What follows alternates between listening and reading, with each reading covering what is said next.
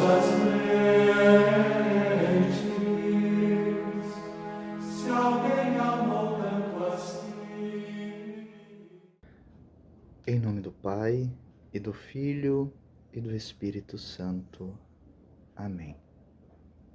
Vamos iniciar, propriamente dito, as nossas meditações sobre o Evangelho de São Lucas e o seu capítulo 15. Evangelho de São Lucas, capítulo 15, versículos de 1 a 3. Todos os publicanos e pecadores aproximavam-se para ouvi-lo. Os fariseus e os escribas, porém, murmuravam: esse homem recebe os pecadores e come com eles. Contou-lhes, então, esta parábola.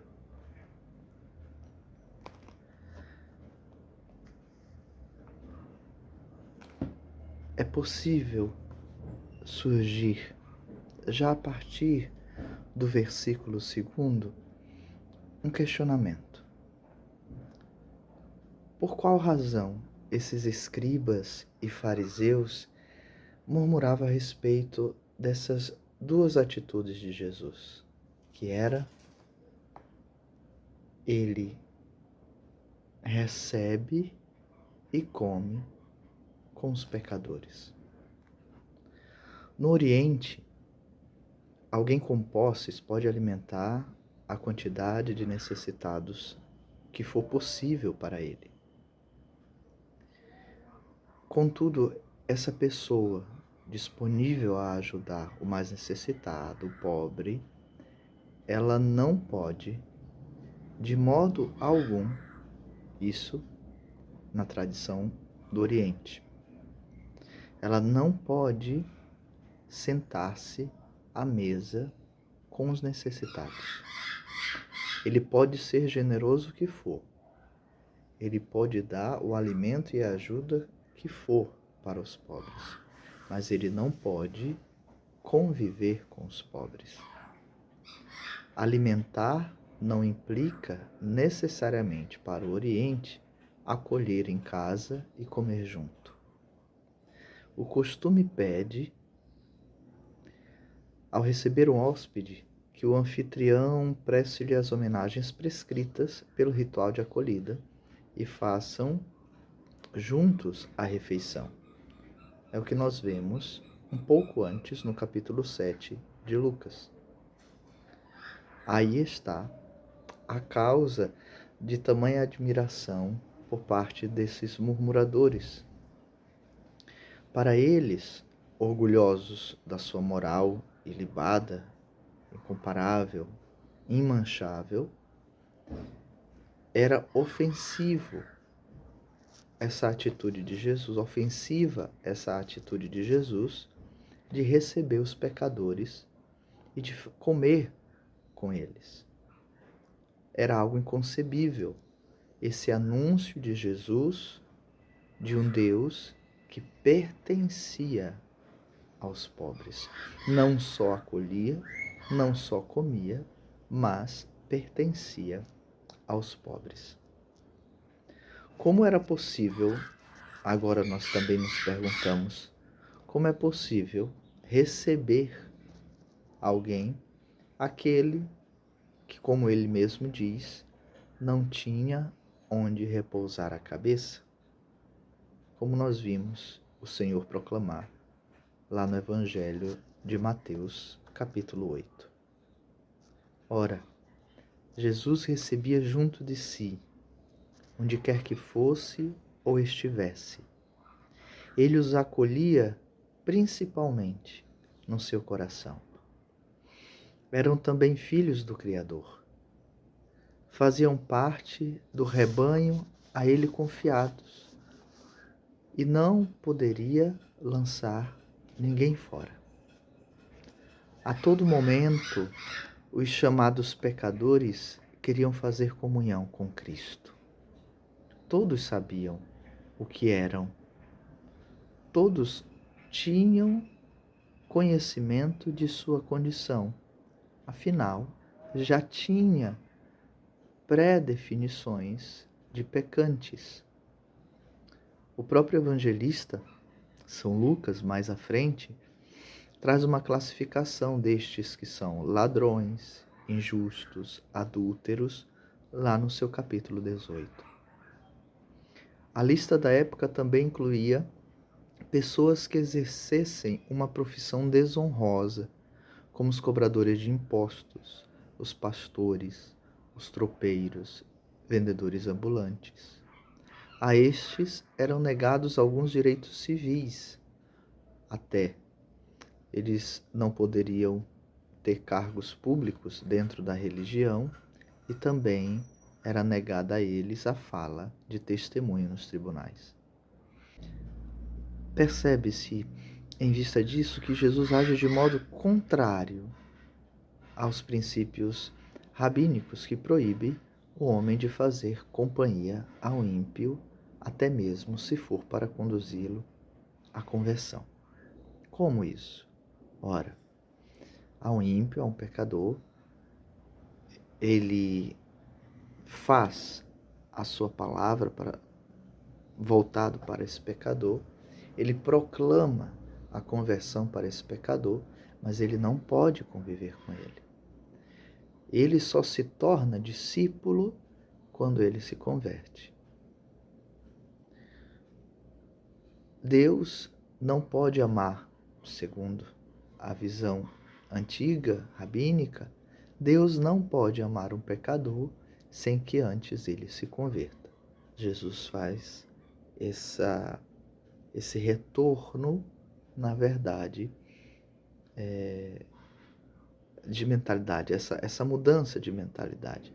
Deus ama o homem a qualquer momento, não só quando ele se converte. Ele ama como o homem como ele é, no estado em que ele é.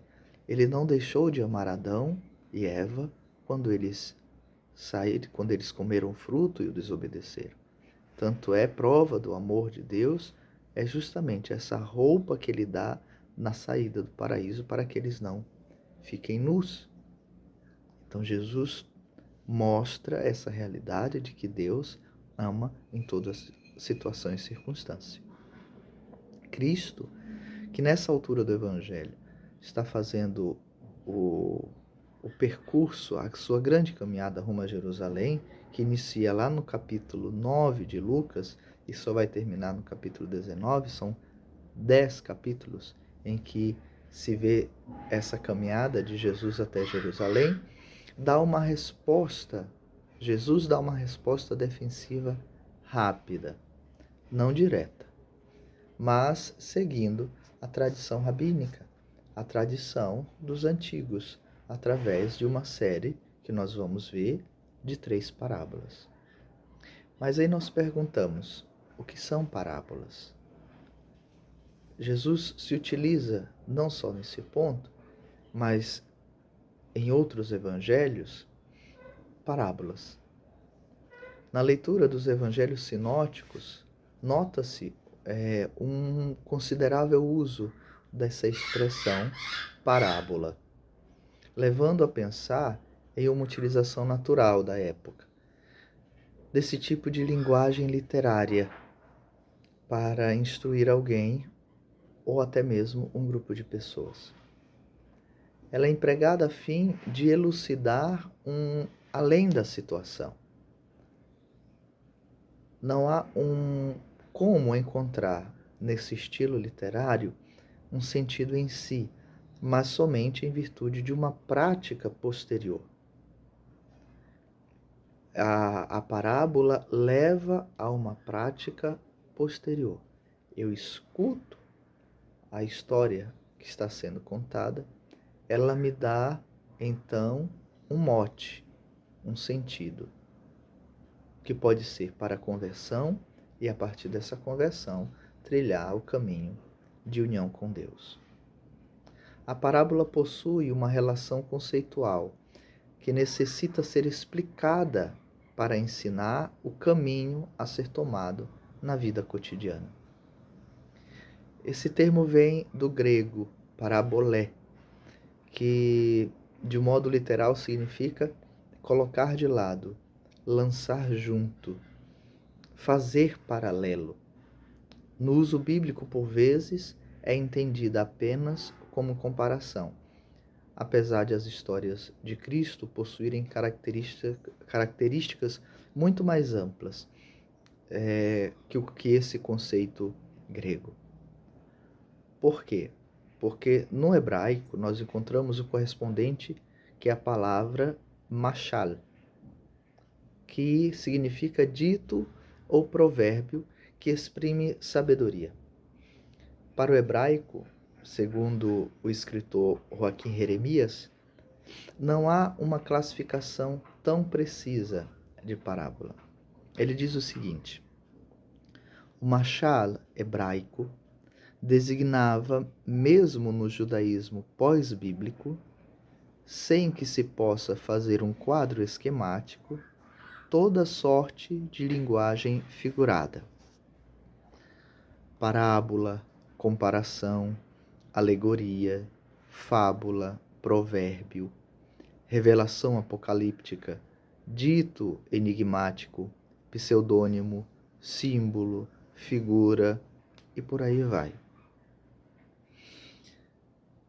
Com suas raízes, então, no Antigo Testamento e na literatura rabínica, as parábolas evangélicas, as parábolas de Jesus, são fruto de um desenvolvimento dentro de séculos desta forma literária. Repetimos que nós já falamos sobre a misericórdia. Jesus não traz uma novidade. Ele retoma a tradição, retoma a história do povo, por isso ele refaz o percurso que o povo fez desde o Antigo Testamento até aquele momento. Ele se utiliza de algo comum do povo para fazer, então, a sua pregação, para proclamar o reino, para proclamar a misericórdia, para proclamar esse Deus que está perto do seu povo.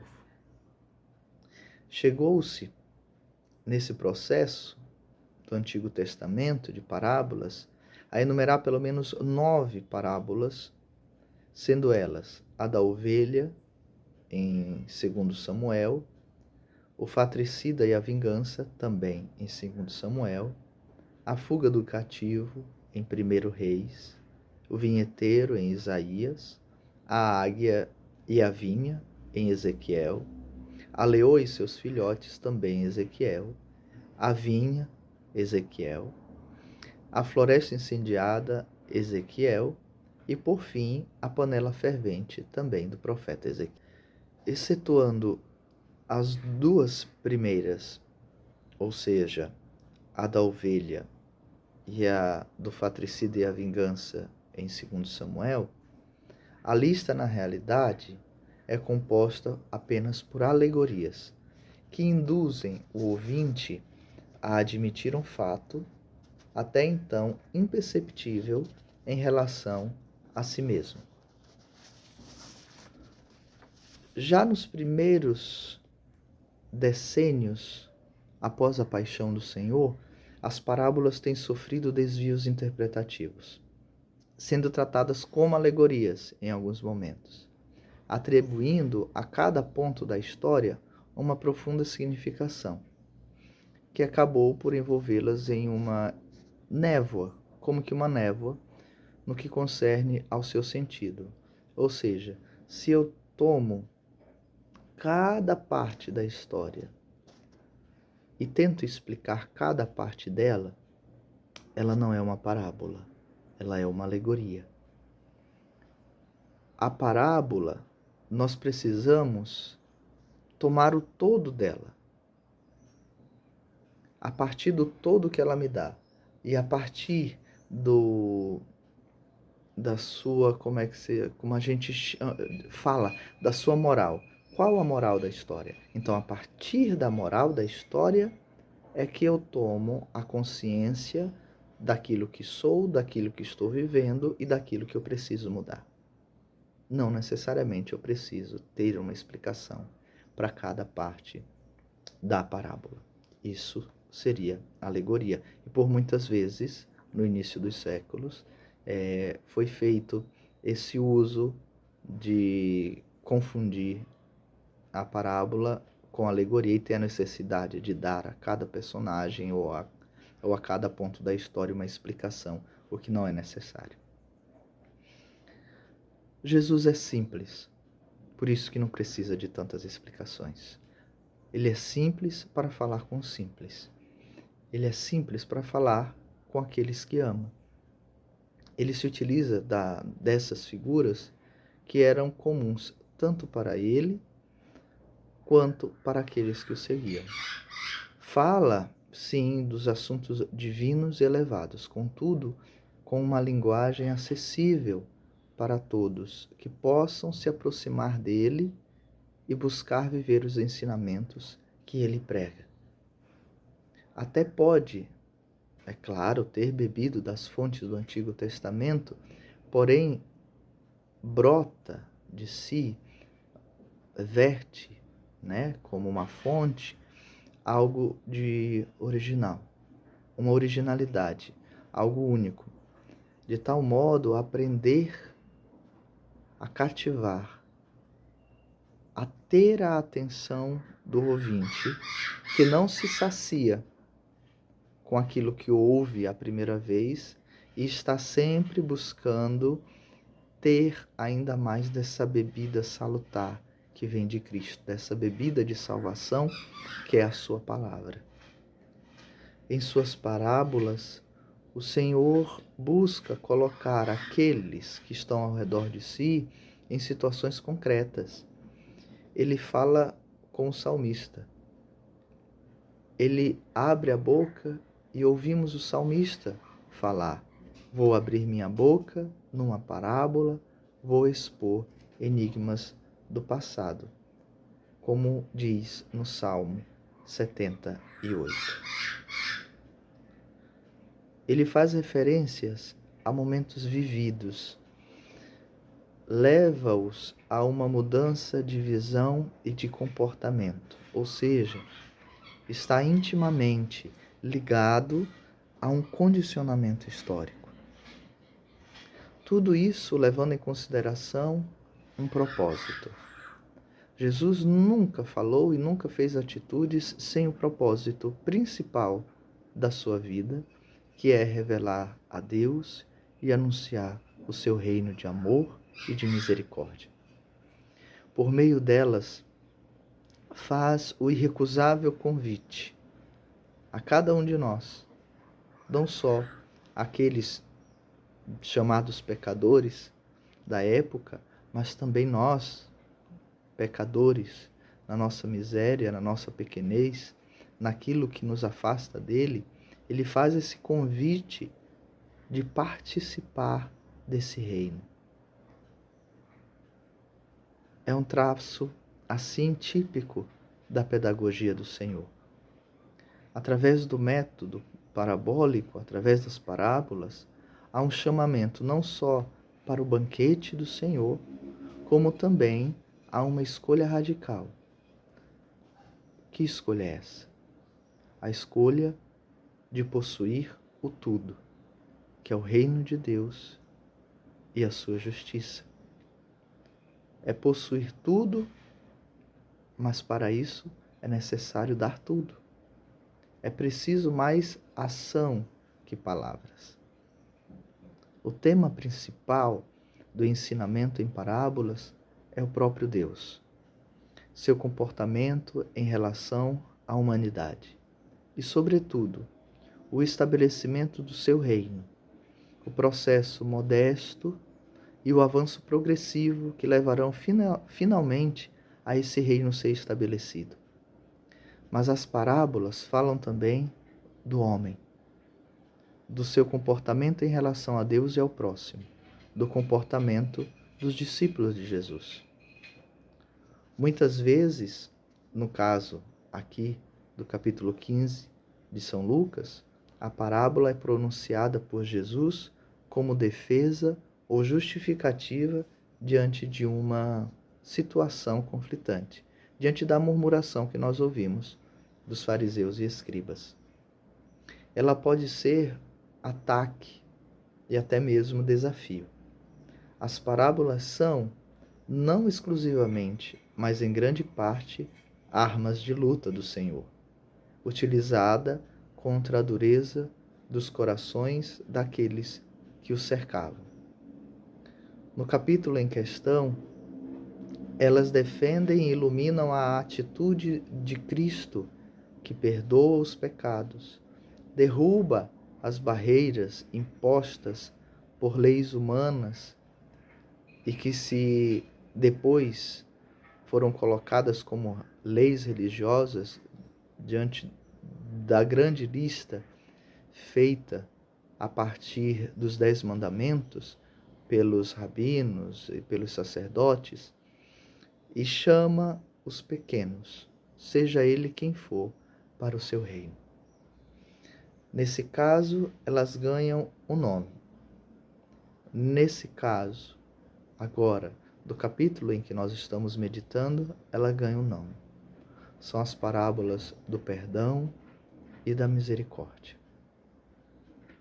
Que nós possamos, a partir dessas meditações, a partir do que o Senhor diz nas suas parábolas do capítulo 15, que nós possamos tomar conhecimento e tomar posse desse perdão e dessa misericórdia, reconhecendo-nos durante esse processo quaresmal a nossa pequenez, o nosso pecado, reconhecendo e vendo onde nós precisamos mudar, onde eu preciso ser transformado, onde eu preciso ser mudado, onde eu preciso, assim, que rumo tomar de encontro a esse perdão e a essa misericórdia de Deus.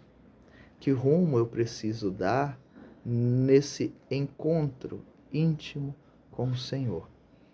O Senhor, que não é um Deus distante, não é um Deus que está longe de nós, mas é um Deus próximo, é um Deus que é Pai, é um Deus amoroso, é um Deus que nos enche de carinho, que nos enche de atenção.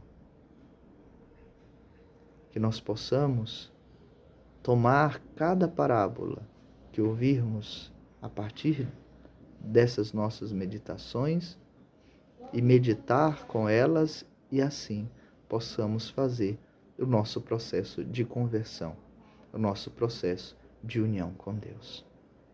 Amém.